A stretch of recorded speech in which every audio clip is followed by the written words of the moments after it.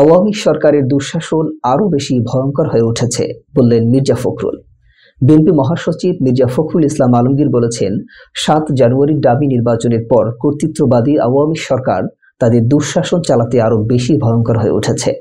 তবে এই শ্বাসরুদ্ধকর পরিস্থিতির অবসান ঘটাতে সংগ্রামী জনগণ ঐক্যবদ্ধভাবে আন্দোলন সংগ্রাম চালিয়ে যেতে দৃঢ় প্রতিজ্ঞ।